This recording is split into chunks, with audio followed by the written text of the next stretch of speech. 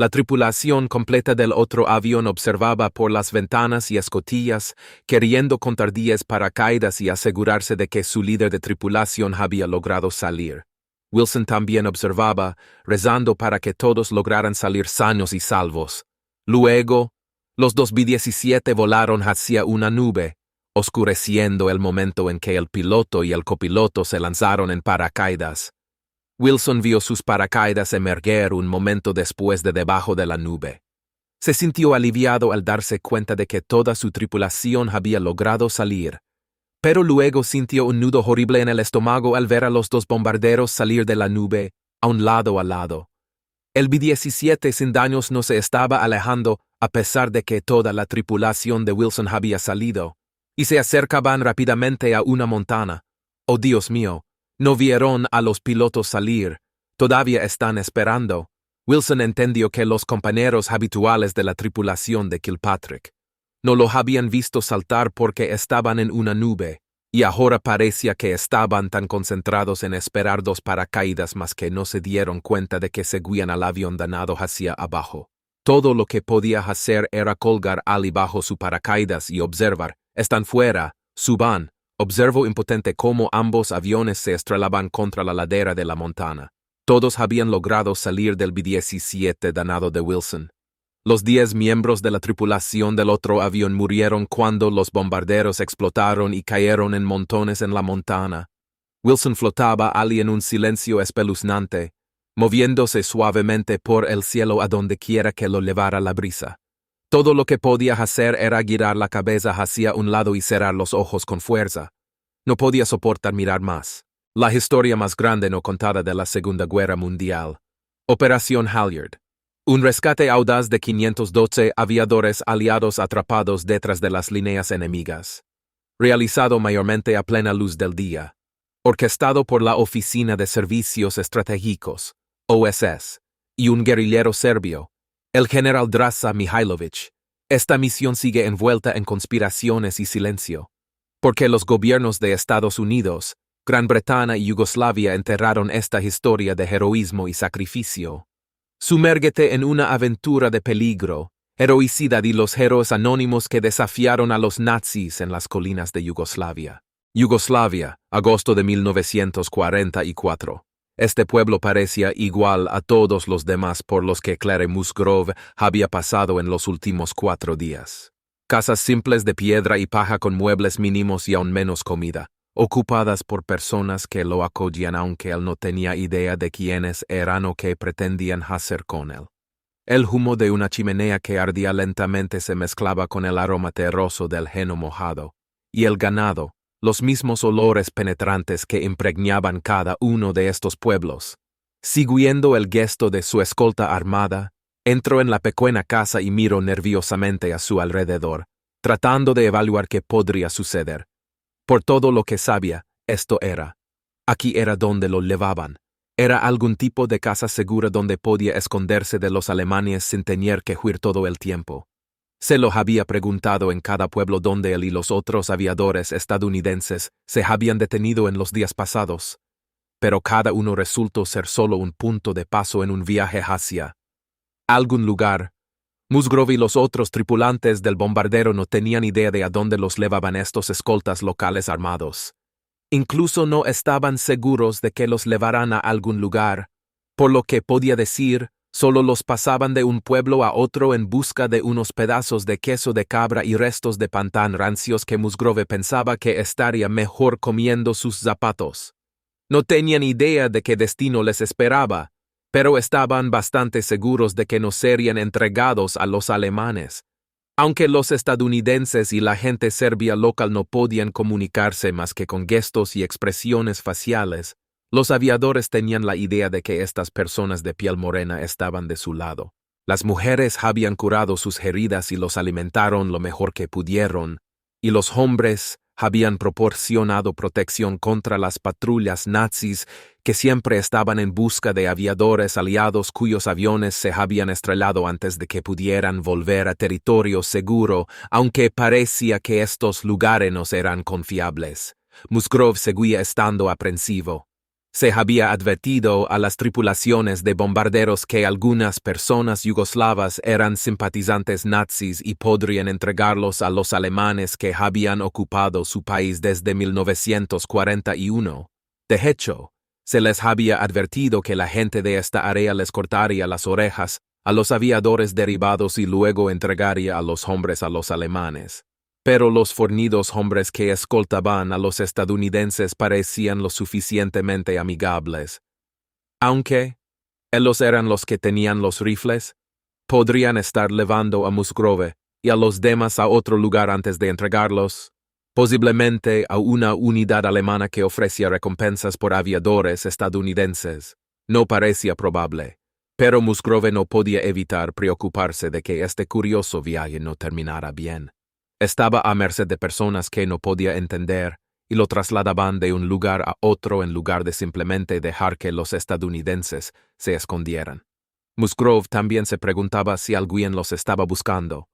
Esperaba que él y los otros aviadores derribados no hubieran sido olvidados, dejados por muertos en territorio nazi. Musgrove había estado en este misterioso viaje durante 4 días, desde que saltó de su bombardero B-24 sobre el norte de Yugoslavia, detrás de las líneas enemigas. Su octava misión, bombardear los campos petrolíferos de Ploiesti, Rumania, una fuente crítica de combustible para la máquina de guerra alemana, resultó ser su última. En general, Musgrove se sentía afortunado de estar vivo y sin lesiones graves, a diferencia de algunos de los estadounidenses de su grupo. Uno de los hombres se rompió gravemente la pierna al aterrizar con su paracaídas, y cada vez que se retorcía de dolor durante las caminatas de todo el día, Musgrove agradecía que todo lo que podía lamentar era el hambre, la sed ocasional y estar cansado. Sabiendo lo cerca que estuvo de escapar de su bombardero averiado, Musgrove estaba feliz de estar caminando en cualquier lugar en lugar de muerto en los restos. Y con todas las patrullas alemanas en esta área, también estaba contento de poder caminar sin que un alemán le empujara el cañón de su rifle en la espalda. Musgrove había salido del bombardero tan tarde, justo antes de que se estrellara en las montañas de Yugoslavia, que se había separado de los otros 9 miembros de la tripulación, cuya salida anterior los puso a tierra a unas pocas millas antes que él. Sospechaba que habían llegado bien al suelo, pero le preocupaba que hubieran sido capturados por los alemanes. Pasaría mucho tiempo antes de que descubriera que sus preocupaciones estaban justificadas y él era el único de su tripulación que no fue tomado prisionero de inmediato. Quedarse atrapado en su torreta de bola y los minutos agonizantes que le llevó liberarse mientras los demás saltaban del bombardero en rápida caída, por terrorífico que fuera, resultó ser la gracia salvadora para Musgrove. Claro que no estaba fuera de peligro, y se unía a los cientos de otros aviadores que escaparon de sus aviones y la captura por los nazis solo para encontrarse en el limbo, sin estar seguros de lo que vendría después. Estaba oscureciendo cuando Musgrove entró en la casa con otros 3 estadounidenses, habiendo sido el grupo dividido entre varias casas en el pueblo. Una mujer bastante robusta, obviamente la esposa y madre, les hizo un gesto para que se sentaran en la mesa de madera tosca y desgastada, y luego comenzó a sacar algunas raciones escasas de comida para ellos, el mismo queso de cabra, pan duro y trozos de patatas podridas que habían visto en otros pueblos. Aunque tenían mucha hambre, los hombres intentaron no apresurarse al comer. Ya sabían que era un sacrificio para estas personas alimentarlos y que su comida probablemente significaba que la pareja, tal vez incluso algunos niños, no comerían esta noche. Intentaron comer con algo de decoro por respeto a la generosidad de la familia, sonriendo y asintiendo con la cabeza en agradecimiento a la mujer mientras se sentaba y observaba. Justo cuando Musgrove estaba tragando un último pedazo de pan seco, la puerta se abrió y entró un hombre, diciendo algo a la mujer, quien respondió y luego se levantó, dejando la habitación a los hombres. Musgrove y los otros estadounidenses asintieron al hombre cuando entró y colgó su sombrero en un gancho de madera, pero no dijeron nada. Habían perdido el hábito de hablar con los lugareños en los últimos días porque nadie podía entenderlos. El hombre se sentó a la mesa con ellos y sonrió a cambio mientras un par de los estadounidenses asintieron y sonrieron en un gesto de agradecimiento por la comida, levantando un pedazo de pan o una taza de leche. ¿Son americanos? Preguntó. Los estadounidenses estaban atónitos y emocionados. Se miraron unos a otros y luego de vuelta al único yugoslavo que habían conocido que podía hablar inglés. Sí, somos americanos, dijeron todos tres juntos. El hombre se presentó, pero el nombre era una mezcla de consonantes y vocales que los estadounidenses no pudieron captar. Preguntó si los hombres necesitaban más comida, pero Musgrove y los otros dos hombres sabían que era mejor no decir que sí. Aunque todavía tenían hambre, no podían pedirle a este hombre que sacrificara más de la poca comida que podría tener para su propia familia. En toda su emoción por encontrar a alguien que hablaba inglés, los estadounidenses se quedaron momentáneamente desconcertados sobre qué decir. El hombre al otro lado de la mesa habló en cambio. Soy director de escuela, dijo. Estudio inglés. ¿Un director? Oh, está bien, dijo Musgrove, asintiendo con la cabeza. Tras una pausa, continuó. Tu inglés es muy bueno. Hablo lentamente en caso de que el inglés del hombre en realidad no fuera tan bueno. ¿Dónde estamos? El hombre respondió con algo en yugoslavo que, como su nombre, sonaba a una mezcla de consonantes y vocales para los hombres. Además, realmente no estaban preocupados por el nombre del pueblo. Querían saber qué les pasaría. Otro de los estadounidenses intervino. ¿Nos quedaremos aquí? ¿Nos trajeron a usted porque habla inglés? No, dijo el hombre. Ustedes van a otro lugar. Van a un lugar con más estadounidenses. Ellos les ayudarán. Musgrove miró a los otros estadounidenses, perplejo. Volvió la mirada hacia el hombre. ¿Nos están llevando a territorio aliado, a través de la frontera? Preguntó. Los estadounidenses sabían que era poco probable. ¿Cómo podría un grupo de aviadores hambrientos, heridos y desarmados cruzar la frontera y salir del territorio enemigo? No. Ustedes van a un lugar donde hay más estadounidenses. Aquí, en Yugoslavia. Musgrove todavía no estaba seguro de lo que quería decir. ¿Quiere decir que nos están juntando a todos en un lugar?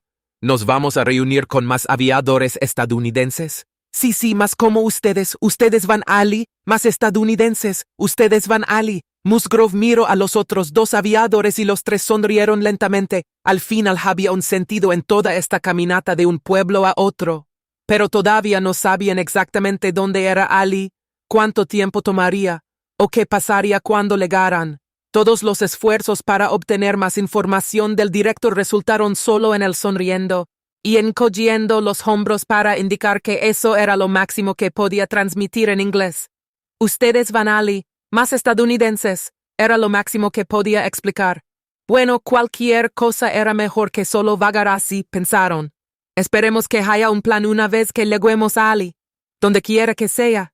Los aldeanos que ayudaban a Musgrove y a los otros estadounidenses al llegar a su destino estaban arriesgando sus vidas. Si fueran atrapados ayudando a los aviadores estadounidenses derribados, serían asesinados, igual que los alemanes ya habían matado a miles por resistir la invasión nazi. Las tropas alemanas habían sido despiadadas cuando tomaron el país en 1941. Brutalizando a cualquiera que se viera como resistente a la invasión y bombardeando el país hasta someterlo prácticamente de la noche a la mañana. En 1944 el país estaba firmemente controlado por Alemania, pero tan pronto como las bombas nazis comenzaron a caer 3 años antes, aquellos que habían resistido la invasión alemana desde el principio comenzaron a contraatacar. Los alemanes pueden haber entrado en Yugoslavia con poca dificultad, pero el pueblo yugoslavo no les permitiría quedarse sin luchar. Estas personas pobres en el campo yugoslavo estaban resistiendo de todas las formas posibles, desde actos de sabotaje y alocación al soldado nazi que nunca regresaba de una visita a las colinas hasta ayudar a cada aviador estadounidense que podían encontrar.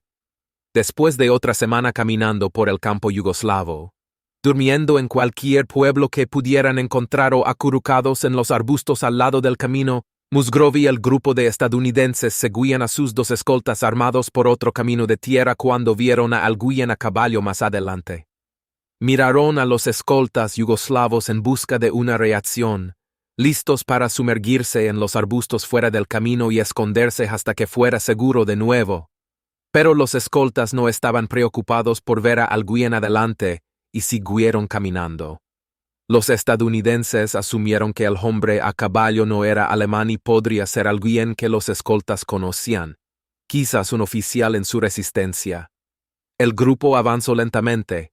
El hombre a caballo parecía estar esperándolos, y Musgrove se hizo más curioso a medida que se acercaban. Tal vez este tipo puede hablar algo de inglés, pensó. Sería bueno saber dónde estamos y a dónde vamos. A medida que se acercaban, Musgrove pudo ver que el hombre a caballo parecía ser local, un tipo fornido con una barba espesa, similar a muchos de los otros hombres que habían encontrado en el camino. Los estadounidenses miraron a sus escoltas expectantes, pensando que dirían algo al hombre, pero en cambio, simplemente se detuvieron cuando el grupo se acercó a él. Entonces, el hombre a caballo habló y, una vez más, Musgrove se sorprendió gratamente al escuchar inglés. «Hola, muchachos», dijo el hombre con una voz profunda, usando un inglés perfecto. «Bienvenidos a Pranjan». Sonaba como Pranjan. Los estadounidenses no sabían qué pensar de esto. El hombre parecía yugoslavo pero hablaba un inglés claro, y era ese un acento de Nueva York. El jinete era George Mussolini, un agente especial de la OSS, el grupo de élite de espías y operativos encubiertos que más tarde se convertiría en la CIA, que había sido lanzado detrás de las líneas enemigas para ayudar a los aviadores derribados. Él y su equipo habían estado en el terreno durante unas pocas semanas, aproximadamente tanto tiempo como Musgrove, y tenían noticias para los estadounidenses cansados y hambrientos. Lo lograron. «Están aquí», dijo. Miró a los estadounidenses como si esperara que estuvieran contentos con eso, pero Musgrove y sus compañeros todavía no sabían dónde estaba aquí. «¿Dónde estamos?», preguntó. «¿Qué vamos a hacer aquí?». Fue entonces cuando Mussolini se dio cuenta de que los recién legados aún no habían sido informados. Algunos de los aviadores que legaban a Pranjan se enteraban en el camino sobre el plan, y otros como este grupo legaban sin saber nada. «Vamos a sacarlos de aquí, muchachos», dijo Mussolini, una sonrisa asomando a través de su barba negra espesa. «Va a haber un rescate. Ya hay alrededor de 200 estadounidenses aquí. Han estado reuniéndose desde enero. Un rescate. Finalmente, algunas buenas noticias». Musgrove y los otros aviadores se regocijaron, encontrando la energía para levantar sus brazos y gritar, dando palmadas en la espalda a sus escoltas yugoslavos y abrazándose unos a otros. Serían rescatados, podrían ir a casa. «¿Pero cómo?». «Si 47», dijo Mussolini, refiriéndose a los aviones de carga que todo aviador conocía bien. «Van a aterrizar en un campo justo a la». Mussolini hizo un gesto hacia la distancia. «Hemos estado trabajando en un gran plan que los sacara de aquí antes de mucho. Hay que construir una pista de aterrizaje, sin embargo». Y con eso, Mussolini giró su caballo y trotó. Musgrove y los demás se quedaron allí en el camino, alegres pero también un poco desconcertados. Para asegurarse de que entendieran, uno de sus escoltas yugoslavos levantó su mano plana y la movió como un avión, haciendo un sonido zumbante. Musgrove y los otros dos estadounidenses asintieron, entendieron el plan. Pero les parecía un poco loco. ¿Construir una pista de aterrizaje? Ciertamente querían ser rescatados, pero ¿cómo podrían aterrizar aviones en esta región montanosa donde ni siquiera podían caminar por un camino rural sin meterse en los arbustos cada vez que pasaba un vehículo, esperando no ser encontrados por los alemanes? Las mismas preguntas pasaban por la mente de George Vujnović, el agente de control de la OSS en Bari, Italia, con responsabilidad de enviar agentes secretos en misiones a lo largo de gran parte de Europa, incluida Yugoslavia. Cuando Vujnović escuchó que había aviadores estadounidenses esperando ayuda en Yugoslavia, sabía que tenían que idear un plan para sacarlos. También sabía de inmediato que este no sería un rescate ordinario. ¿Realmente podrían llevar a cabo esto? ¿Podrían entrar directamente en territorio alemán y sacar a estos hombres del peligro? Había discutido los riesgos en profundidad con Mussolini antes de enviarlo detrás de las líneas enemigas, pero incluso con Mussolini en el terreno, en Yugoslavia, las preguntas permanecían. Más que sus deberes laborales, a Vujnović lo motivaban sus propios recuerdos de estar atrapado detrás de las líneas enemigas en Yugoslavia unos años antes. Se sentía un espíritu afín con los estadounidenses varados en el país donde habían crecido sus padres. El nativo de Pittsburgh estaba asistiendo a la universidad en Yugoslavia cuando sus estudios y su incipiente relación con una hermosa chica local fueron interrumpidos por el rápidamente avanzante ejército alemán.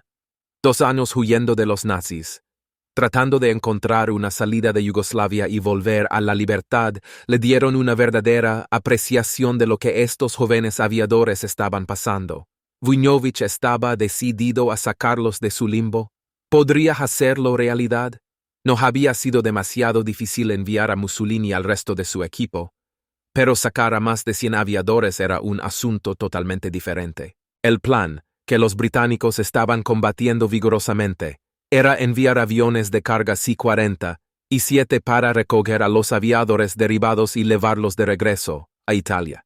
Ese era el plan, simplemente enviar aviones para recogerlos.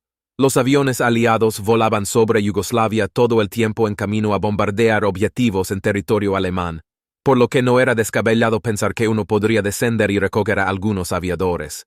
Sonaba simple hasta que Vujnović comenzó a intentar elaborar los detalles. El equipo de Mussolini ya había informado por radio que había muchos más aviadores para rescatar de los 150 que esperaban cuando se lanzaron en paracaídas para coordinar la recogida. El último mensaje de Mussolini había informado a Vujnović que ya había al menos 200 hombres allí. Y más llegaban todos los días, a veces una docena o más a la vez. Eso significaba que la misión se estaba volviendo exponencialmente más difícil cada día, se dio cuenta Vujnović. No era simplemente cuestión de enviar unos pocos aviones para descender rápidamente y arrebatar a los hombres en un apuro. Rescatar a tantos aviadores requeriría una serie de aviones aterrizando uno tras otro. Más aviones significaban más espectáculo para que los alemanes notaran y mucho más tiempo cuando los aviones y los aviadores serían blancos fáciles para los cazas o tropas terrestres alemanas. Y cuanto más lo pensaba, más se preocupaba Vujnović de que enviar cualquier avión, incluso uno, a esta área era extremadamente arriesgado. Sabía que el área era accidentada y montanosa, sin pista de aterrizaje cercana y ni siquiera un campo despejado que pudiera servir como pista en un apuro. Por eso todas las tripulaciones de bombarderos se lanzaban en paracaídas cuando sus aviones morían en esta área. No había ningún lugar para intentar un aterrizaje forzoso. Lo mejor que podían esperar era saltar y colgarse de un paracaídas mientras veían el avión estrellarse contra una ladera. Ahora Vujnović estaba tratando de organizar no solo uno, sino una serie de aviones de carga para aterrizar en ese campo accidentado, justo debajo de las narices de los alemanes.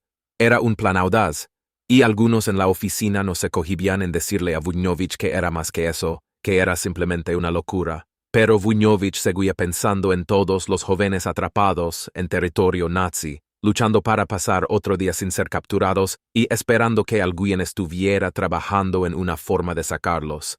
Él podía identificarse con ellos. Podía recordar el frío terror que se apoderó de todo su cuerpo mientras contenía la respiración y esperaba que una patrulla alemana pasara de largo del joven estadounidense y la chica que amaba. La desesperación de querer simplemente salir del peligro, de cruzar la frontera, de volver a casa. Claire Musgrove terminó en Yugoslavia de la misma manera que cientos de otros aviadores aliados en los años anteriores a él y como muchos más lo harían después de él. Se subió a un bombardero en Italia, voló a territorio nazi para bombardear refinerías de petróleo críticas y otros objetivos, y nunca regresó a la seguridad de su base de origen. Cada vez que una flota de bombarderos salía, algunos eran gravemente dañados por las defensas alemanas y se estrellaban inmediatamente o cojeaban de regreso hacia Italia, tratando de llegar lo más lejos posible. Para 1944, los aviadores estadounidenses derribados se acumulaban rápidamente en Yugoslavia, ya que las incursiones de bombardeo en objetivos nazis, especialmente las refinerías de petróleo de Ploiești, Rumania, resultaban en que muchos aviones solo llegaran tan lejos en su viaje de regreso antes de que las tripulaciones tuvieran que saltar en paracaídas y tratar de sobrevivir detrás de las líneas enemigas. La búsqueda para destruir Ploiești dejaría a cientos de aviadores varados en las colinas de Yugoslavia. Para llegar a Rumania, las tripulaciones de bombarderos aliados tenían que volar hacia el oeste, generalmente desde bases en la recientemente liberada Italia, cruzando el mar Adriático, luego a través de Yugoslavia hasta sus objetivos en Rumania. Luego tenían que regresar, a menudo cojeando a casa con aviones y tripulaciones heridas por los intensos combates en el sitio del objetivo. Rumania era un objetivo principal porque representaba uno de los bastiones occidentales del ejército alemán, y particularmente porque era la principal fuente de combustible para la máquina de guerra alemana. El país era más pequeño que el estado de Oregón y tenía pocas posibilidades de resistir a los alemanes, aunque intentó mantenerse neutral. Hitler, por supuesto, vio las súplicas de neutralidad como un signo de debilidad y entró en el país. Rumania estaba en una situación insostenible, ubicada entre los avances alemanes en Polonia y Hungría y los avances soviéticos desde Ucrania. En junio de 1941, Rumanía se unió oficialmente al eje, principalmente con la esperanza de recuperar algunas provincias que anteriormente se había visto obligada a ceder. Aunque Rumania había luchado contra Alemania en la Primera Guerra Mundial, el país se alió con los nazis estrictamente como una medida desesperada de autopreservación. El pacto de Rumanía con el diablo resultaría costoso. No fue sorpresa que una vez que el país se unió al alboroto alemán a través de Europa, Gran Bretaña declaró la guerra a Rumania el 5 de diciembre de 1941. El 5 de junio de 1942, Estados Unidos extendió su declaración de guerra contra Alemania e Italia para incluir a Rumania, Hungría y Bulgaria.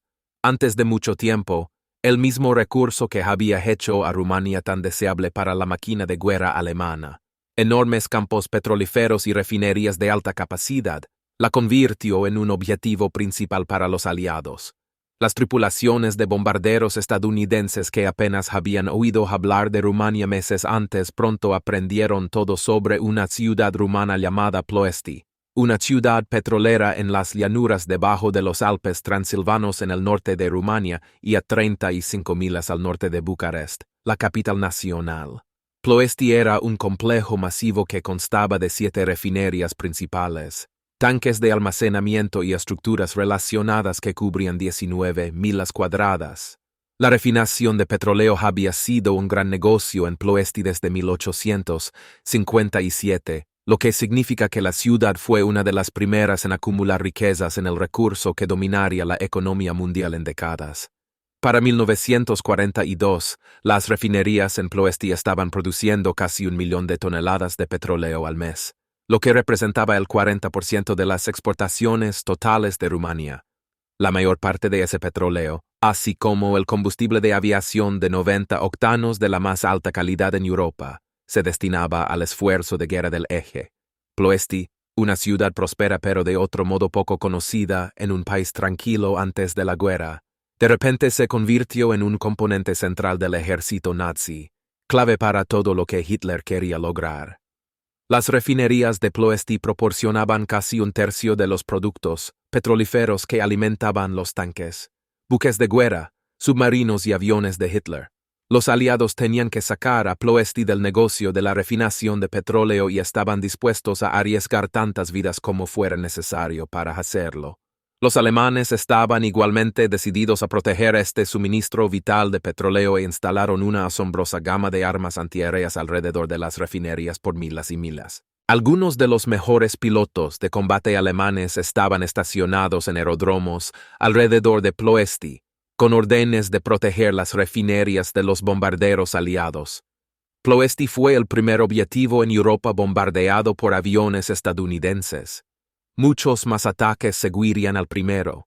El honor de golpear primero a Ploiești fue para el coronel Harry A. Halverson en mayo de 1942.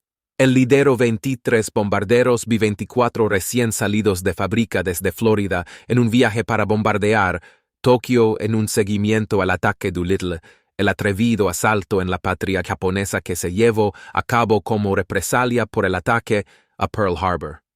Pero cuando los bombarderos llegaron a Egipto, Halverson y sus tripulaciones fueron informados de que tenían un nuevo destino, Ploiești, Los aviones despegaron hacia su nuevo objetivo en la noche del 11 de junio, llegando sobre el objetivo al amanecer del día siguiente. La misión fue un éxito. 10 de los bombarderos alcanzaron la refinería Astra en Ploesti, un B-24 atacó el área portuaria de Constanta y los dos B-24 restantes golpearon objetivos no identificados. El daño a los aviones fue mínimo. El primer bombardeo causó daños sustanciales, pero estaba claro para los aliados que muchos más jóvenes tendrían que arriesgar sus vidas para mantener las refinerías fuera de línea. Los bombardeos continuaron, y luego, en agosto de 1943, los aliados lanzaron la Operación Onda de Marea, destinada como un esfuerzo total contra Ploesti. A diferencia de los ataques anteriores que se habían realizado desde miles de pies en el aire, la Operación Onda de Marea requería atacar los campos petrolíferos a niveles muy bajos, a veces a nivel de copa de los árboles, tan bajo que las bombas explosivas y los incendios de petróleo realmente amenazaban a los aviones. Y luego, por supuesto, estaba el problema de un bombardero B-24 convirtiéndose en un objetivo muy grande y muy fácil a esa altitud. El riesgo extremo requería que el plan fuera aprobado en toda la cadena de mando, incluso el presidente Franklin D. Roosevelt se angustió sobre si la necesidad de neutralizar Ploesti justificaba el riesgo extremo para las tripulaciones aéreas. Decidió que sí, y a las tripulaciones de bombarderos se les dieron órdenes aterradoras. El aumento del peligro requería más que la preparación habitual para la misión. Los ataques a baja altura en Ploesti se practicaron en una réplica a escala completa de Ploesti construida en el desierto. Las tripulaciones tenían que perfeccionar sus habilidades de navegación y volar en estricto silencio radial si había alguna esperanza de alcanzar su objetivo sin ser derribados. Regresar a casa era aún más difícil y más una reflexión tardía en el entrenamiento. 177 B-24 despegaron en la Operación Onda de Marea el 1 de agosto de 1943, una enorme ola de bombarderos que llenó el cielo pero que, sin embargo, intentaba infiltrarse sigilosamente en Ploesti. La extensa planificación no garantizó el éxito. Las cosas salieron mal desde el principio, ya que un B-24 se estrelló en el despegue. El estricto silencio radial hizo que los grupos de bombarderos se separaran en el largo vuelo a través del Adriático, y luego, cuando los aviones se acercaron a Corfú, Grecia, el avión líder, el que llevaba al navegador de ruta que iba a liderar todo el grupo hacia Ploesti, se sumergió en el agua sin razón aparente. Otro avión, llevando al navegador de ruta de respaldo, descendió en círculos para verificar si había sobrevivientes, pero perdió tanto tiempo, haciendo lo que no pudo alcanzar a la formación. Así que regresó a la base, dejando al grupo líder de bombarderos sin navegadores expertos para liderarlos en este enfoque de bajo nivel extremadamente peligroso hacia Ploesti. Los aviones continuaron de todos modos. La importancia de su misión les había sido inculcada. Se encontraron con una densa capa de nubes mientras se acercaban a las montañas alrededor de Ploesti, y los diversos grupos de bombarderos que conformaban el ataque global eligieron diferentes caminos a través de las nubes. Los dos grupos líderes de bombarderos se abrieron camino cuidadosamente a través o debajo de las nubes, mientras que los otros tres grupos subieron sobre ellas. Los bombarderos que volaban alto tardaron un tiempo en bajar y para entonces estaban media hora detrás de los demás. La misión cuidadosamente coreografiada se estaba desmoronando. Al acercarse a Ploesti, las tripulaciones buscaban puntos de referencia para marcar su camino, especialmente otros pueblos que pudieran reconocer desde el aire. Uno de los grupos de bombarderos se dirigió por error a Floresti, un error que no se descubrió hasta que los llevó a las afueras de Bucarest, muy lejos del objetivo. En ese punto, las tripulaciones se dieron cuenta de que había pocas esperanzas de llevar a cabo el ataque que habían practicado durante tanto tiempo. Rompieron el silencio radial y giraron hacia el norte para atacar el complejo de refinerías en Ploesti lo mejor que pudieron. «Ataquen cualquier cosa que puedan», se dijeron unos a otros.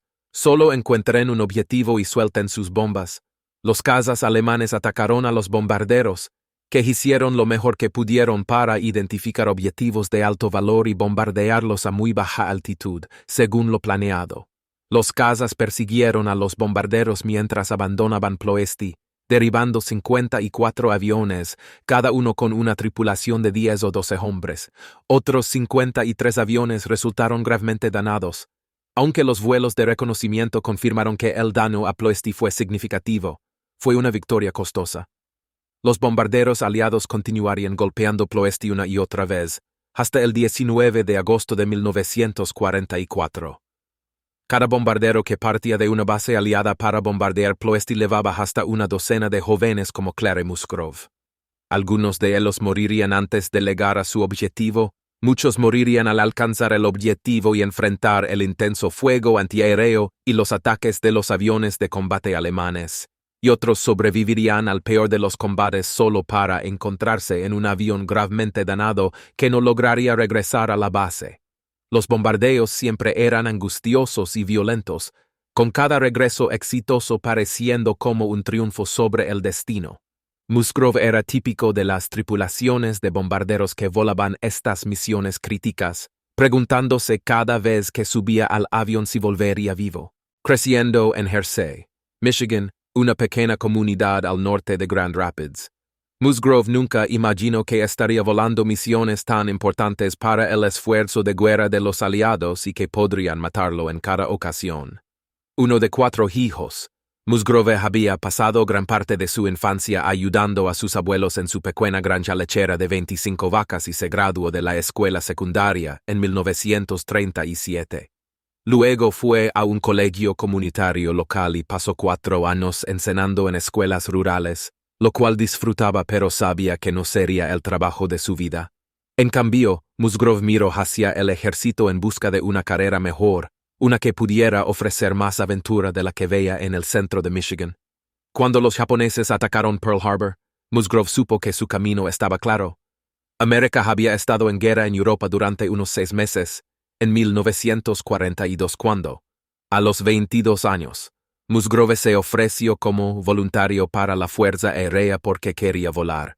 La mayoría de sus antiguos compañeros de clase y la mayoría de sus amigos también se estaban ofreciendo como voluntarios. Todos querían volar porque era la forma glamorosa de servir en el ejército. Los carteles de reclutamiento mostraban a jóvenes apuestos en trajes de vuelo y gorras de cuero, yendo a escapadas grandiosas que eclipsaban cualquier cosa en la vida de un maestro de escuela, así que esa fue la elección para Musgrove. Desafortunadamente, Musgrove se encontró con el mismo obstáculo que frustró las aspiraciones de vuelo de muchos jóvenes. No pudo pasar la prueba de vista.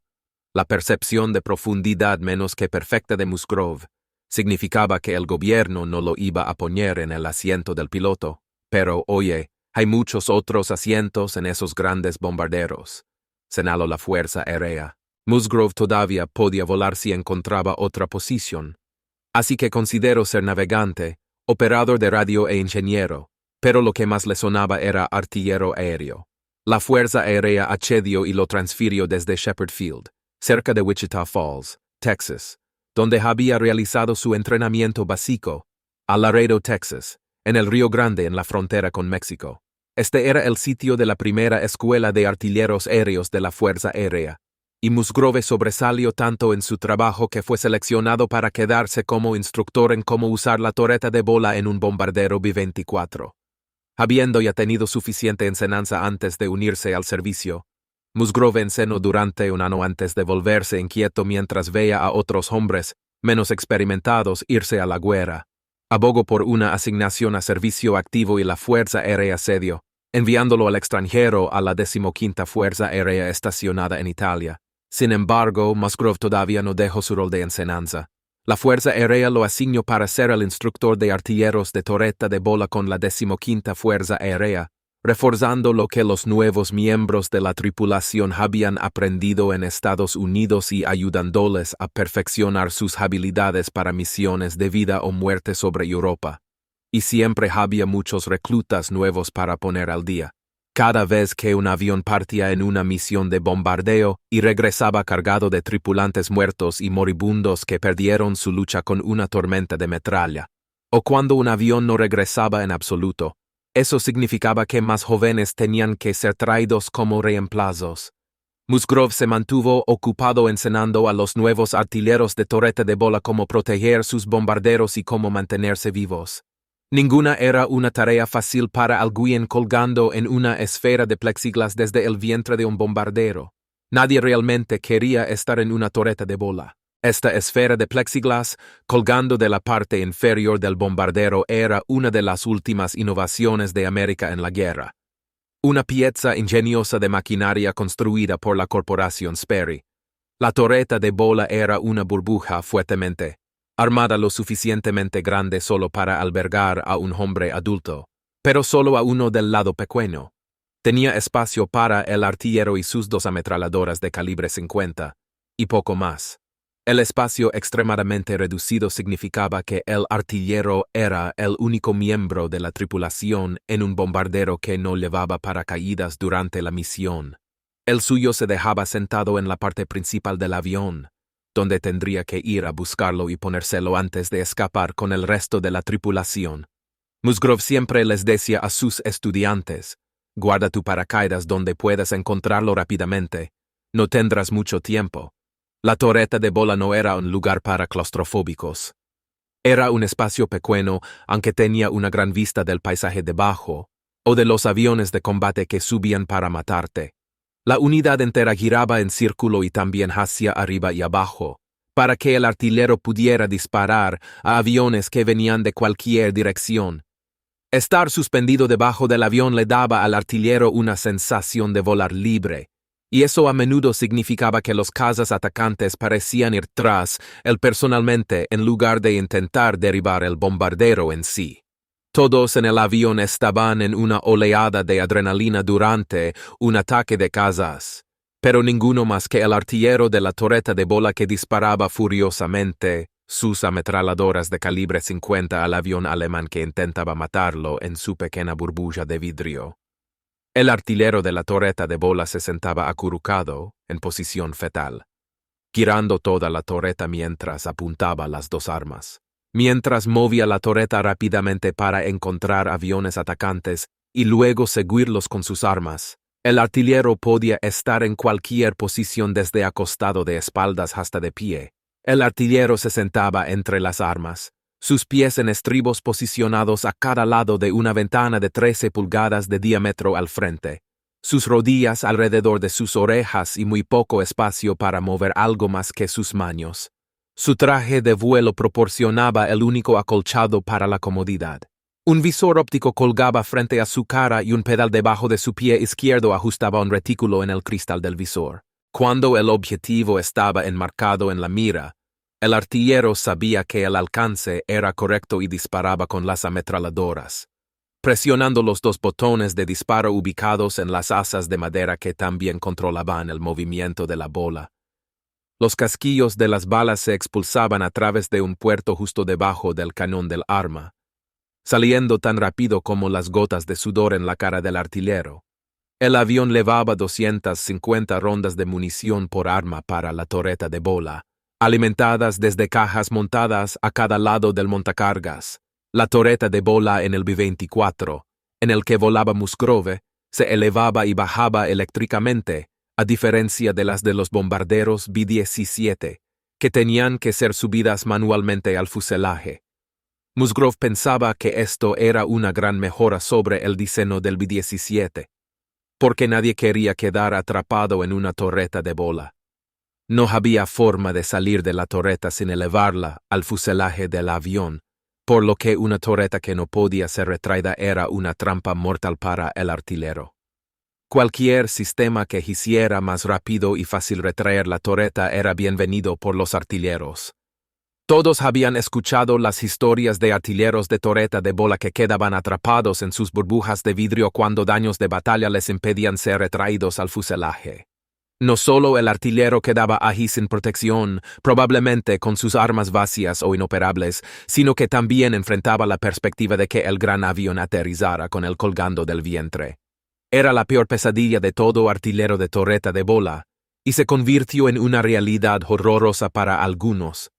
Si el artillero ya estaba muerto en la torreta y no podía ser retraída al avión, la tripulación a veces expulsaba todo el aparato porque el avión no estaba diseñado para aterrizar con la torreta de bola colgando debajo.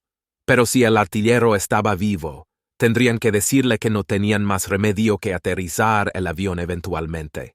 El artillero de la torreta de bola tenía mucho tiempo para contemplar su destino, tal vez para despedirse por el intercomunicador de sus compañeros de tripulación, mientras el avión danado cojeaba de regreso a la base o buscaba un campo en el que estrellarse. Todo lo que podía hacer era sentarse en la burbuja de vidrio como un feto indefenso en el útero, viendo cómo el suelo se acercaba cada vez más. Cuando el avión aterrizaba, la torreta de bola era arrancada del vientre, llevándose al artillero consigo. Musgrove conocía los riesgos y había escuchado todas las terribles historias sobre cómo morían los artilleros de torreta de bola. Pero él quería volar misiones, no solo enseñar a otros cómo arriesgar sus propias vidas. Sus superiores accedieron a dejarlo volar misiones siempre y cuando su principal prioridad siguiera siendo enseñar a los nuevos miembros de la tripulación que estaban legando todo el tiempo. Eso significaba que Musgrove no podía ser asignado a una tripulación de vuelo que siempre salía en misiones juntas, como hacían la mayoría de los miembros de la tripulación. En cambio, rotaría entre las diferentes tripulaciones de vuelo para cubrir a los artilleros de torreta de bola que estuvieran fuera de acción ese día o cuyos reemplazos aún no habían sido asignados. Musgrove nunca sabía cuándo iba a volar y cuándo iba a quedarse en la base y ver partir a los aviones en sus misiones de bombardeo. A menos de 2 semanas de cumplir 25 años, ya había estado en 8 misiones, bombardeando plantas de energía y cruces ferroviarios y participando en la invasión del sur de Francia.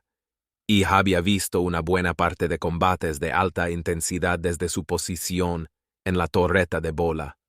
Dormía profundamente cuando, en la mañana del 28 de julio de 1944, un oficial llegó a su litera y lo despertó mucho más temprano de lo que había planeado. «Prepárate para volar. En la sesión informativa a las 04:30», dijo el oficial, haciendo solo una breve pausa para asegurarse de que Musgrove estuviera despierto y luego girando para irse. Cuando Musgrove llegó a la sesión informativa con una docena de otros hombres con ojos somnolientos, se enteró de que volaría en una misión a Ploesti. El oficial de la sesión informativa explicó que varios bombarderos volarían directamente sobre las áreas principales de producción de los campos petrolíferos de Ploesti. «Es un área de objetivo muy caliente, bien protegida por los alemanes», explicó el oficial. «Este objetivo ha sido atacado casi diariamente durante unos 10 días, y estamos tratando de eliminar esta última fuente de energía para los alemanes. Están desesperados por protegerlo, así que pueden esperar mucha resistencia. Pero ustedes son las mejores malditas tripulaciones de bombarderos en la Fuerza Aérea, así que tienen una verdadera lucha esperándolos». A pesar de la advertencia sombría sobre la dificultad de la misión, los jóvenes aviadores salieron de la sesión informativa sintiéndose eufóricos y ansiosos por comenzar. Al amanecer, Musgrove subió a un B-24 con otros 9 hombres y encontró una posición cerca del artillero de cola para el despegue. Además de Musgrove, el B-24 llevaba un piloto, copiloto, navegante y un bombardero, todos oficiales. La tripulación también incluía a un mecánico de aviones, que operaba la torreta superior ubicada sobre la cabina, y un operador de radio, que manejaba la torreta de nariz cuando no estaba en la radio. 2 artilleros de ala manejaban las grandes ametralladoras de calibre 50 a cada lado del fuselaje, y el artillero de cola protegía la parte trasera del avión. Debido a que el artillero de la torreta de bola no bajaba la torreta hasta después del despegue, era el único miembro de la tripulación que estaba alejado de su posición asignada cuando el avión aceleraba por la pista, y debido a que Musgrove era un flotante que volaba con cualquier tripulación que lo necesitara, era el único miembro de esta tripulación que no había volado con los demás en misiones anteriores. Fue bienvenido y el resto de la tripulación estaba contento de tener a un artillero talentoso a bordo, Pero Musgrove sabía que no era parte de la hermandad unida de este avión, un vínculo que se forma naturalmente cuando los hombres vuelan juntos al peligro una y otra vez. Esta tripulación había estado en Italia solo por un corto tiempo y estaban saliendo en su tercera misión. Pero Musgrove sabía que habían entrenado y volado juntos, por lo que eran una familia, y él era un extraño para ellos. «Bien, chicos, vamos a mostrarles lo que tenemos», gritó el piloto por el intercomunicador mientras el avión rodaba para despegar. Musgrove y el resto de la tripulación respondieron con un grito enérgico. 36 bombarderos B-24 de bases en toda Italia se formaron para esta misión a Ploesti. Musgrove y los otros miembros de la tripulación estaban mayormente perdidos en sus propios pensamientos mientras volaban 4 horas hasta las refinerías de petróleo en Ploesti. El ruido sin amortiguar del avión combinándose con el viento para hacer difícil la conversación sin usar el intercomunicador. Cada uno se sentó en su estación, revisando listas de verificación y confirmando detalles operativos entre ellos, compartiendo un poco de humor negro aquí y allá sobre sus perspectivas de regresar de la misión. Todos sabían que cada misión podría ser la última. Pero a pesar de la amenaza inminente de muerte, los hombres no estaban abiertamente asustados o aprensivos. Estaban emocionados, ansiosos por hacer el trabajo para el que fueron entrenados, para lograr la tarea que sabían que era tan importante para el esfuerzo de guerra de los aliados. Como el resto de los jóvenes en el B-24, Musgrove quería hacer el trabajo, regresar y celebrar una misión exitosa. Musgrove intentaba mantenerse caliente mientras el avión subía cada vez más alto, pronto poniéndose un traje de vuelo sobre sus caquis de verano cuando el aire se volvía más y más frío. Para cuando el avión alcanzó los 22.000 pies, Musgrove ya había conectado su traje de vuelo a un puerto eléctrico que permitía que la prenda se calentara como una manta eléctrica. Después de unos minutos, el traje estaba lo suficientemente caliente como para que pudiera olvidar el viento helado que atravesaba el avión. Al cruzar hacia territorio enemigo, Musgrove escuchó al piloto llamarlo por el intercomunicador. «Artillero de la torreta de bola, toma tu posición». Esa era su señal de que era hora de salir del interior del avión y bajar debajo de él.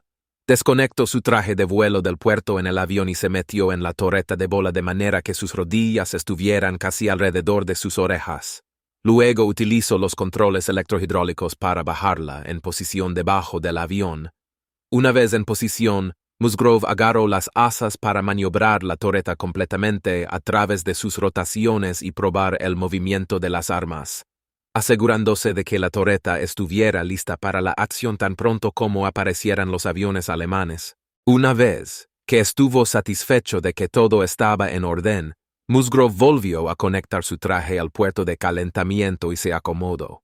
No tenía nada más que hacer que sentarse y esperar los inevitables calambres en las piernas y la picazón que no podía alcanzar. Viajó un par de horas más hacia Ploesti, escaneando los cielos alrededor del bombardero en busca de cualquier señal de cazas alemanes mientras la formación descendía a 10.000 pies.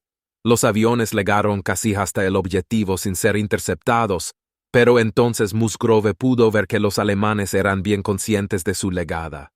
El cielo frente al bombardero ya estaba lleno de las explosiones negras y densas de fuego antiaéreo. El fuego antiaéreo sobre el objetivo sacudió a Musgrove como una piñata. Las explosiones sacudían fuertemente el avión y lo hacían rebotar en el espacio reducido de la burbuja de la torreta. Con cada explosión retumbante, Musgrove esperaba por el pedazo de metralla candente que podría atravesar el plexiglas y matarlo como a tantos otros artilleros de torreta de bola.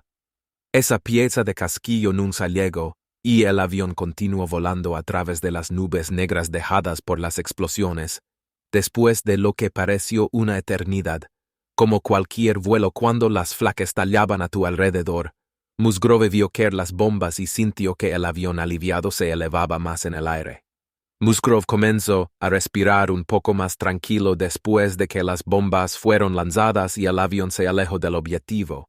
Pero una vez que el peligro inmediato disminuyó un poco, Musgrove pudo escuchar los sonidos inconfundibles de un motor de B-24 tartamudeando.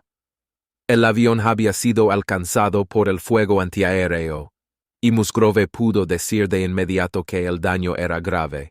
Escucho lo que pensó que era primero uno, y luego dos de los 4 motores del avión tosiendo y tartamudeando, sonidos que eran inquietantemente diferentes del zumbido constante al que la tripulación escuchaba durante horas sin fin cuando volaba. La línea de intercomunicador abierta permitía que toda la tripulación escuchara al piloto y al copiloto hablar, así que Musgrove siguió el juego por juego mientras trataban con los motores dañados.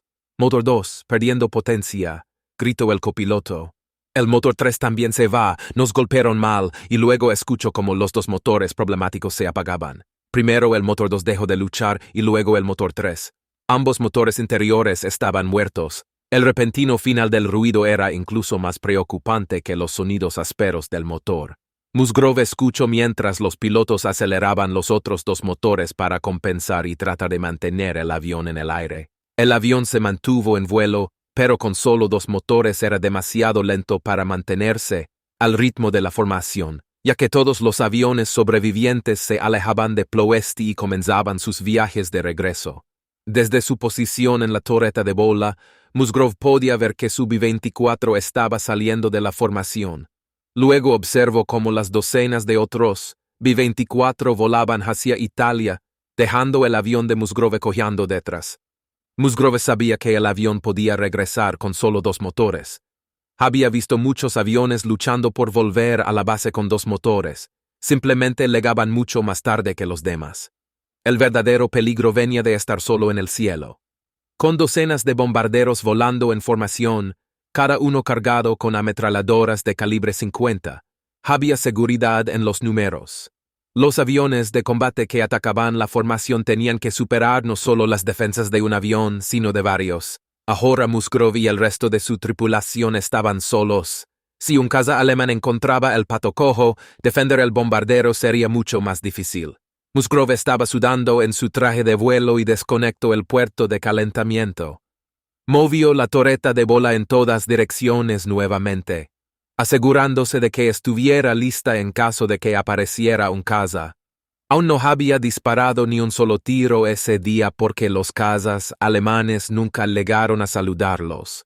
Musgrove escuchó mientras el piloto del B-24 llamaba por radio pidiendo una escolta de cazas para ayudarlos a regresar sin ser destrozados por un ataque alemán, y luego solo pasaron unos 10 minutos antes de que 2 Mustangs P-51 llegaran al lado para ofrecer protección, bajando de donde él y otros Mustangs habían estado proporcionando cobertura para toda la formación durante el bombardeo.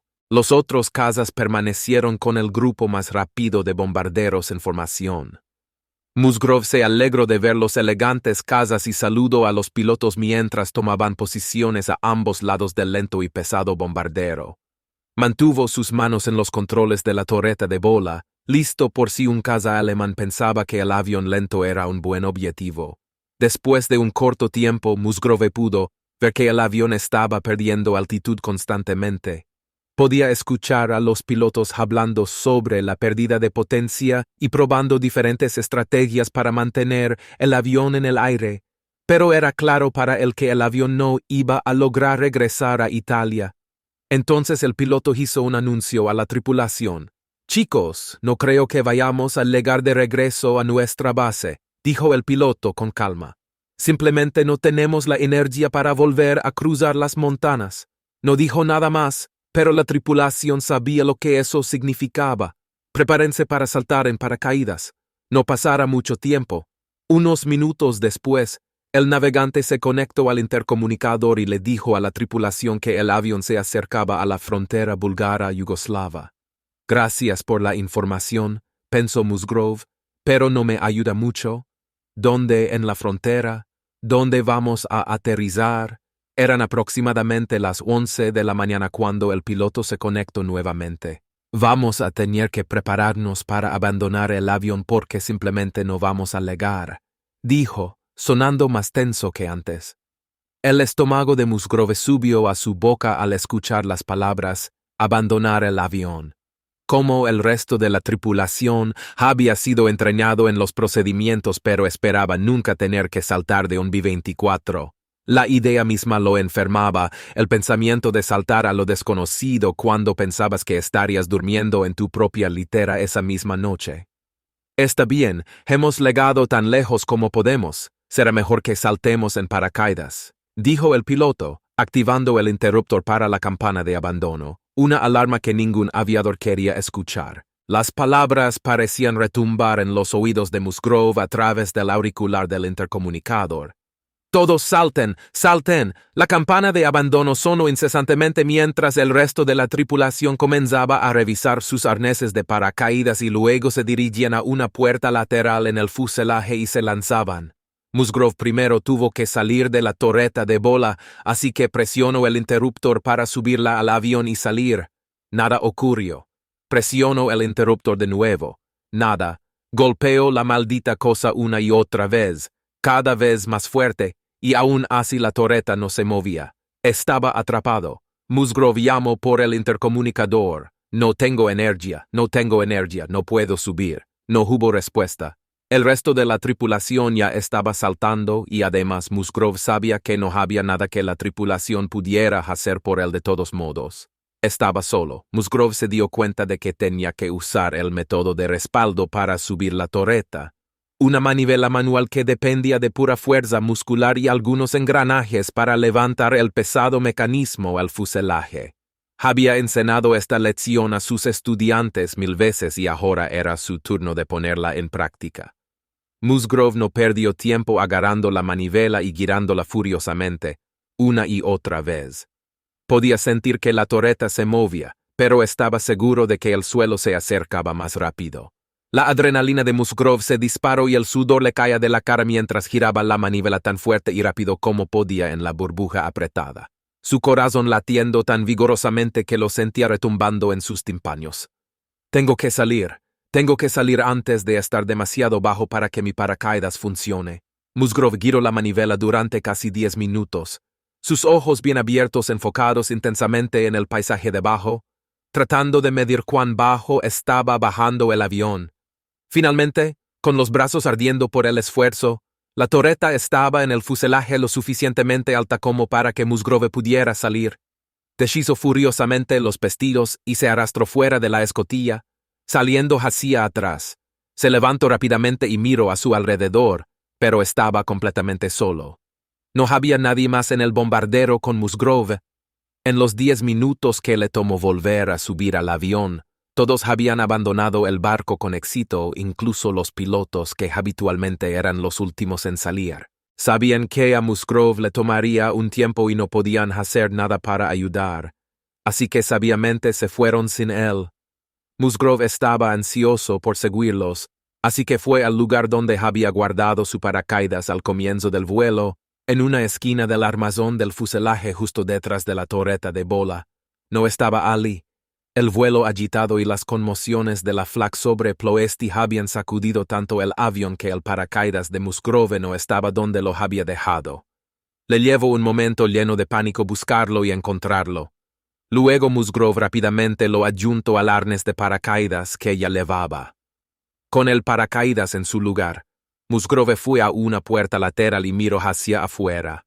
El avión estaba bajando todo el tiempo, pero él pensó que aún estaba lo suficientemente alto para que su paracaídas funcionara. Se arrodilló, como había sido entrenado, y rodó hacia el viento que corría, después de esperar tanto como pudo soportar.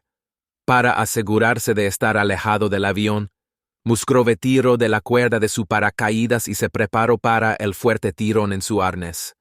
Ya había fruncido el ceño en anticipación cuando se dio cuenta de que no estaba pasando nada.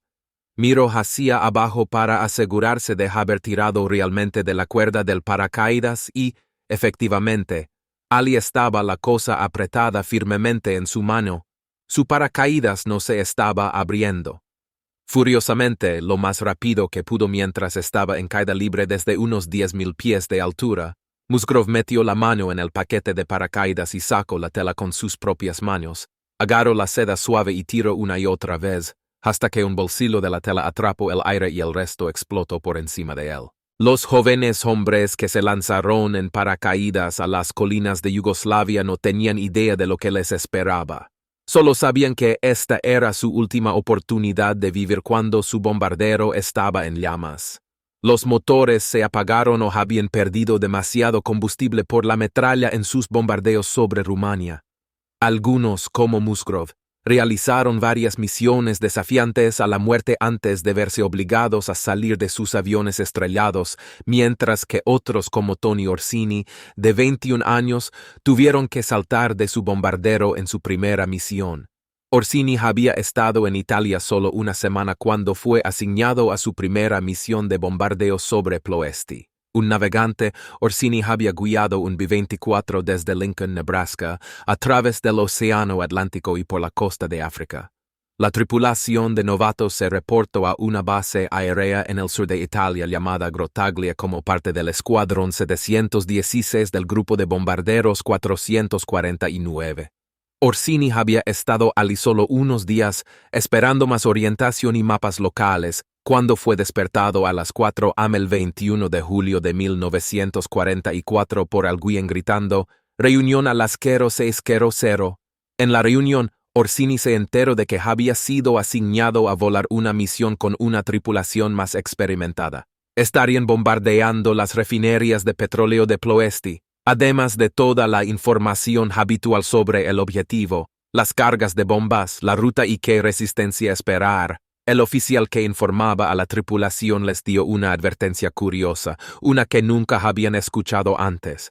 Van a volar sobre Yugoslavia. Si tienen que saltar en paracaídas, eviten a los chetniks. Son los seguidores del general Mihailovich, dijo el oficial seriamente. Busquen a los partisanos, son los seguidores del general Tito.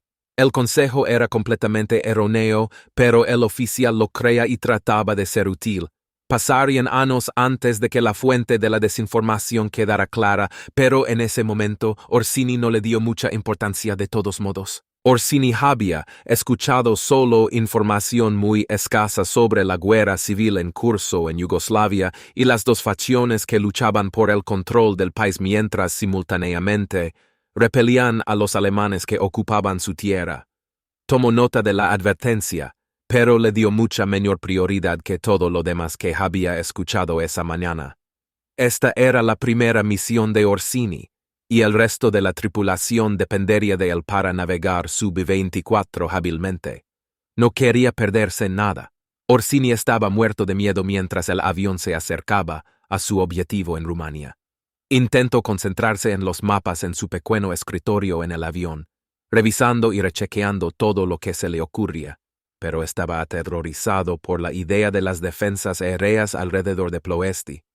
Cuando las coordenadas de su mapa mostraron que se acercaban a los campos petrolíferos, Orsini miró por una ventana y vio tomar forma a sus temores. El cielo estaba lleno de conchas explotando, la metralla desgarrando todo en su camino, aluminio, acero o carne. Aviones de combate alemanes volaban a través de la formación de bombarderos, ametrallando aviones mientras mantenían su curso e intentaban soltar sus cargas sobre el objetivo. Orsini estaba esperando escuchar al bombardero gritar, «Bombas fuera», por el intercomunicador, porque eso significaría que su trabajo estaba hecho y los pilotos podrían salir rápidamente de ese terrible lío. Después de lo que pareció una eternidad, con explosiones retumbando a su alrededor y sacudiendo el avión de un lado a otro, Orsini escuchó la llamada del bombardero. Y casi inmediatamente después, sintió que el avión temblaba violentamente, una sensación que no había sentido antes. Supo de inmediato que el bombardero había recibido un impacto directo del fuego antiaéreo. La explosión sacó el B-24 de la formación y los pilotos lucharon para mantener el vuelo nivelado mientras dos de los 4 motores morían. Al igual que con el bombardero lisiado de Musgrove, la tripulación del avión de Orsini temía que un caza alemán los encontrara separados de la protección del grupo, volando lento y bajo. De vez en cuando, el piloto preguntaba a Orsini quién había estado trazando cuidadosamente el progreso del avión, si podrían regresar a Italia con la velocidad y el consumo de combustible actuales. Cada vez Orsini respondía que sería justo, pero probablemente podrían lograrlo. Pasaron un par de horas de esa manera, El avión perdiendo lentamente altitud y la tripulación en silencio mortal mientras rezaban por un buen resultado y observaban atentamente el cielo en busca de aviones alemanes. El silencio se rompió cuando la voz del artillero de cola se escuchó en el intercomunicador. «Casas a las 6 en punto», gritó, indicando el cielo detrás del avión. «Casas a las 6 en punto». Los artilleros se tensaron y se prepararon para repeler el ataque. Pero luego el artillero de cola volvió a hablar por el intercomunicador unos 30 segundos después y dijo: «Son P-38, está bien». Los P-38 eran casas estadounidenses, y estos habían avistado al B-24 cojeando hacia casa. Volaban a su lado y escoltaron al B-24 mientras continuaba descendiendo, alcanzando finalmente 10.000 pies, mucho más bajo que los 21.000 pies donde había soltado sus bombas. En ese momento el piloto se volvió hacia Orsini y le pidió una evaluación final de si iban a lograr regresar si continuaban descendiendo a ese ritmo. «No, señor», respondió Orsini. «No hay manera». La tasa continua de descenso había eliminado cualquier optimismo. El piloto estaba preparado para esa respuesta e inmediatamente llamó por el intercomunicador. «Abandonen el barco, abandonen el barco. Repito, abandonen el barco». Orsini no se sorprendió porque había contemplado esa posibilidad durante la última hora y sabía que el piloto estaba tomando la decisión correcta. Mejor saltar ahora en lugar de esperar hasta estar sobre el mar Adriático. La campaña de abandono fue casi un sonido bienvenido en ese momento. El único problema era que Orsini no sabía exactamente dónde estaban. Podía decir por sus cálculos que no lograrían regresar, pero le faltaban varios mapas clave que le habrían indicado en qué región estaban a punto de saltar. Cuando se dio cuenta en la reunión de la mañana que le faltaban los mapas designados, había preguntado a un oficial por ellos. Pero el oficial lo desestimó, diciéndole que no se preocupara porque su avión sería el número 4 en la formación y solo tenía que seguir al líder. Ahora Orsini estaba frustrado porque no podía dar a la tripulación ninguna idea de en qué se estaban metiendo. Tenía alguna idea de que estaban sobre Serbia, pero no sabía que estaban en una región muy montanosa llamada Ravnagora. Mientras Orsini se preparaba para saltar del avión averiado, de repente deseó haber cuidado mejor su paracaídas. Desde que se lo emitieron hace casi 6 meses, lo había lanzado despreocupadamente, usándolo como almohada y como balón de fútbol en más de una ocasión. Ahora su vida dependería de que ese paracaídas se abriera. Había sido entrenado para contar 1001, 1002, 1003 antes de tirar de la cuerda de arranque, pero Orsini estaba tan ansioso por saber si el paracaídas maltratado funcionaría que no pudo esperar. Tiró inmediatamente de la cuerda de arranque y se sintió aliviado al ver que la cubierta se desplegaba sobre su cabeza. Después del brutal tirón del paracaídas en su arnés, todo se volvió surrealista. El cielo estaba tan silencioso, con solo un suave susurro de viento pasando por sus oídos. Orsini había estado en el avión ruidoso durante horas. El constante rugido de los motores solo era superado por los ensordecedores estruendos del fuego antiaéreo. El repentino silencio era inquietante. Orsini se sentía como si estuviera suspendido en el espacio, como si no estuviera descendiendo en absoluto, sino simplemente balanceándose de un lado a otro, de un lado a otro, de un lado a otro. La sensación, junto con todo el miedo y el pavor que ya lo habían agarrado durante horas, le hizo vomitar en el camino hacia abajo. Un navegador como Orsini, Robert Wilson sabía que era prácticamente inevitable que eventualmente fuera derribado. Era navegador en bombarderos B-17, similares a los B-24, y estaba especialmente entrenado en un nuevo tipo de radar que permitía a los aliados bombardear los campos petrolíferos de Ploesti incluso cuando había una densa cobertura de nubes o humo. Normalmente, las misiones de bombardeo tenían que retrasarse o cancelarse cuando la cobertura de nubes o el humo eran demasiado densos. De lo contrario, los bombarderos solo estarían adivinando dónde estaban descargando todo ese poder de fuego. Los aliados no lanzaban bombas indiscriminadamente, por lo que los aviones se desviaban a otro objetivo que pudieran ver. Los alemanes sabían esto e instalaron enormes olas de humo alrededor de Ploesti, creando nubes negras que efectivamente ocultaban el objetivo en algunos días. Pero con el sistema que utilizaba Wilson, Los aviones todavía podían encontrar sus objetivos sin importar cuán oscurecidos estuvieran. Wilson había crecido en Peoria, Illinois, y había completado un semestre de universidad cuando, a los 19 años, se inscribió en el cuerpo aéreo, atraído por el glamour de volar como tantos otros, y como muchos otros, fue eliminado del entrenamiento de pilotos. En su lugar, fue a la escuela de navegación y completó su entrenamiento en diciembre de 1943. Las tripulaciones de B-17 entrenaban como una unidad, pero cuando la tripulación de Wilson se graduó, no fueron inmediatamente a servicio activo como sus compañeros de clase. En cambio, fueron enviados a entrenamiento secreto en el nuevo equipo que requería que Wilson buscara el objetivo en su equipo al mismo tiempo que el bombardero buscaba el objetivo visualmente con la mira de bombas Norden. Si el bombardero no podía ver el objetivo, Wilson liberaba las bombas basado en sus lecturas. El sistema de radar mejoró la efectividad de las misiones de bombardeo de Ploesti. Sin embargo, la Fuerza Aérea no tenía muchas de estas nuevas unidades. Solo había una en la región alrededor de Italia donde estaba basado Wilson, por lo que se utilizaba tanto como fuera posible. El otro problema era que el único B-17 con esa unidad de radar, y Wilson operándola, tenía que estar al frente del grupo de bombarderos cada vez que volaba. Normalmente, las muchas tripulaciones de vuelo se turnaban como el avión líder porque ese era considerado el lugar más peligroso en la formación y los pilotos tenían que trabajar mucho más duro para manejar la formación y llevar los bombarderos al objetivo. Con suficientes tripulaciones rotando, nadie tenía que ponerse al frente del grupo demasiado a menudo. Pero cuando la misión dependía de que la unidad de radar encontrara el objetivo, el avión de Wilson tenía que estar al frente para poder lanzar sus bombas primero. Ver las bombas soltarse en el avión de Wilson era la señal para que todos los demás bombarderos lanzaran las suyas. Cuando llegaron a su base en Italia para comenzar el servicio activo, el resto de la tripulación con la que Wilson se había entrenado fue asignado a otro B-17 y rotaron a través de la posición delantera como todos los demás.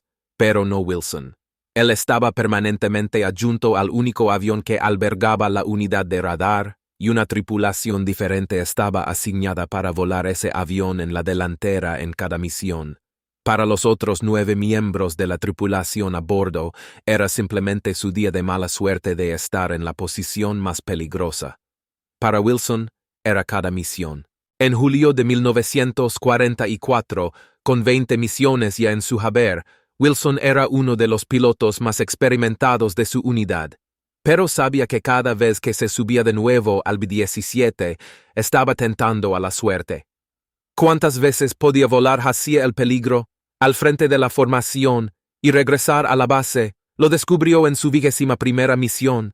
Era el 15 de julio de 1944, y Wilson realizaba su tercer viaje a Ploesti. Como había hecho 20 veces antes, Wilson se preparó para el largo e incómodo viaje al objetivo. Abrigándose mientras el avión ascendía al frío de gran altitud, poniéndose la máscara de oxígeno a los 12,000 pies, y luego un casco de acero y un voluminoso y rozante chaleco antifragmentos cuando el avión se acercaba al objetivo. Era habitual en estos vuelos que cada miembro de la tripulación estuviera extremadamente incómodo durante hasta 9 horas, frío, sudoroso, con el equipo rozando de manera incómoda, quejándose mentalmente para olvidar momentáneamente el hecho de que podrían morir muy pronto. Cuando el B-17 se acercaba al objetivo en Ploesti, el piloto ponía el avión en una forma de piloto automático que transfería el control al bombardero y, en este caso, también a Wilson. Él los volaría en el avión, haciendo pequeños ajustes de curso para alinear el avión con el objetivo y luego soltar las bombas. Cuando las afueras de Ploesti entraron en vista, Wilson pudo ver que la refinería que atacaban ese día, Romana Americana, estaba cubierta de humo. Sabía que él lanzaría las bombas en esta misión. Tan pronto como Wilson gritó, «bombas fuera», sintió un impacto directo en el ala izquierda y luego los 2 motores de ese lado dejaron de funcionar. Al mismo tiempo, Wilson escuchó a alguien llamando por el intercomunicador. «Larry está herido», gritó alguien con urgencia. refiriéndose a Lawrence Norton, el ingeniero. Le dieron en la cabeza. Wilson corrió hacia adelante, desde su estación para ver a Norton y encontró al joven aturdido, con sangre chorreando por su rostro. Norton se apoyaba contra un marco de soporte en el avión mientras Wilson examinaba su herida, tratando de no reaccionar demasiado fuerte al ver el gran trozo de metralla irregular que sobresalía de la cabeza del hombre, justo en la parte superior. El trozo aún caliente de un proyectil antiaéreo había atravesado el fuselaje del avión, penetrado el casco de acero de Norton y se había incrustado profundamente en su cabeza. La herida no sangraba profusamente, pero dejó a Norton semiconsciente. Wilson y otro miembro de la tripulación aplicaron un vendaje a la herida y ayudaron a Norton a sentarse. Luego le dieron una dosis de morfina de uno de sus kits de escape, abriendo su cálido traje de vuelo para presionar la jeringa en su brazo superior. Pero había poco tiempo para preocuparse por su compañero herido. Había más problemas. El fuego antiaéreo había cortado el tanque de combustible en ese ala también, y Wilson miró desde su estación de radar para ver gasolina derramándose en el fuselaje desde las líneas rotas. Los vapores del combustible comenzaron a llenar el fuselaje, quemando los ojos de Wilson, y en momentos los miembros de la tripulación estaban parados en 2 pulgadas de gasolina. Wilson y todos los demás hombres a bordo estaban aterrados. La gasolina los hacía pensar que el próximo pedazo de metralla rojo caliente, una chispa del cableado danado, cualquier cosa, podría convertirlos en una bola de fuego voladora. No había nada que pudieran hacer para detener el combustible que se precipitaba en el fuselaje y ninguna manera de sacar el gas, así que chapoteaban en él mientras seguían buscando cazas alemanes que podrían querer un blanco fácil. Mientras tanto, el piloto luchaba por mantener el avión en el aire con solo 2 motores en un lado del avión. El avión descendía rápidamente, incluso con los motores restantes empujados a sus límites. «Tenemos que aligerar la carga, desháganse de todo», llamó el piloto por el intercomunicador. «Las armas, municiones, cualquier cosa que puedas tirar». La tripulación reaccionó rápidamente, lanzando cualquier cosa que pudieran levantar. Silas, equipos de repuesto, cajas de municiones y finalmente las grandes ametralladoras de calibre 50. Odiaban volar sin las armas grandes, su única defensa contra un ataque de cazas, pero estaban desesperados por aligerar peso y mantenerse en el aire. Mientras arrojaban el equipo, Wilson y el resto de la tripulación pensaban que la gasolina podría explotar en cualquier momento. Para entonces todos estaban empapados en ella. Podían sentir el líquido cáustico quemando su piel mientras trabajaban. Los vapores les picaban los ojos y les quemaban en la nariz. Sabían que si el combustible se incendia, no tenían esperanza de sobrevivir. Esto era lo peor, pensó Wilson. El sudor le caía de la cara incluso en el aire frígido. No solo voy a morir en esta misión, sino que voy a morir quemado. La carga más ligera permitió que el avión mantuviera su altitud lo suficiente para cruzar la primera cadena de montañas en el camino de regreso a Italia, y una vez que terminó de arrojar todo lo que no era esencial para volar el avión, Wilson vio algo que le sorprendió.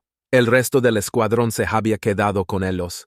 Su B-17 estaba danado, volando bajo y lento, pero el resto de la formación se había quedado con él en lugar de continuar. Wilson estaba sorprendido y aliviado. Al menos no estaban solos. La seguridad de los números demostró su valor antes de mucho tiempo cuando cazas alemanes aparecieron e inmediatamente se centraron en el B-17 de Wilson como el punto débil de la formación. Su tripulación no podía hacer nada ya que sus ametralladoras habían sido arrojadas por la borda, y sabían que solo un tiro afortunado de un piloto alemán enviaría el B-17 como una vela romana. Todo lo que podían hacer era agacharse y tratar de evitar cualquier disparo perdido mientras los otros bombarderos en la formación disparaban a los aviones alemanes que entraban y salían de la formación. Wilson apenas respiró durante varios minutos largos y luego los cazas se dieron la vuelta, dejando la formación de bombarderos sola nuevamente. Con la situación tranquila nuevamente, pero lejos de resolverse, Wilson y varios otros miembros de la tripulación volvieron su atención a Norton, el ingeniero con una herida grave en la cabeza. Sabían que podrían tener que abandonar el avión moribundo antes de mucho tiempo, y les preocupaba que Norton podría no estar en condiciones de saltar en paracaídas y aterrizar de manera segura. Debatieron qué hacer. Podríamos simplemente tirar de su paracaídas y lanzarlo. Debería abrirse bien, sugirió un hombre. Aterrizaría como un saco de ladrillos. Apenas está despierto, contradijo otro. Esa cosa en su cabeza lo tiene todo confundido. Además, si aterriza duro y se golpea la cabeza, podría simplemente empujar esa cosa más adentro. Lo mataría en el acto. Wilson estuvo de acuerdo y ofreció la única solución que se le ocurrió. No le gustaba la idea, pero la dijo de todos modos. Necesitamos sacar ese metralla, dijo Wilson. Todos miraron a Norton, que todavía estaba demasiado aturdido para saber de qué estaban hablando. Nadie quería hacerlo, pero Wilson se ofreció como voluntario. Necesito unas pinzas. Pasó un rato porque las cajas de herramientas habían sido arrojadas por la borda, pero Wilson consiguió un juego de pinzas y se acercó a Norton, seguido por 3 otros miembros de la tripulación.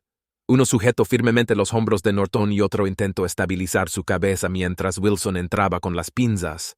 Quería hacerlo rápido y con firmeza. No podía soportar la idea de tirar y torcer algo que podría estar profundo en el cerebro de Norton. Un buen tirón sacó el metal dentado de la cabeza de Norton y Wilson lo arrojó con disgusto. Durante la siguiente media hora, el hombre herido recuperó algo de sus sentidos y la tripulación se sintió más confiada de que él podría saltar si llegaba ese momento.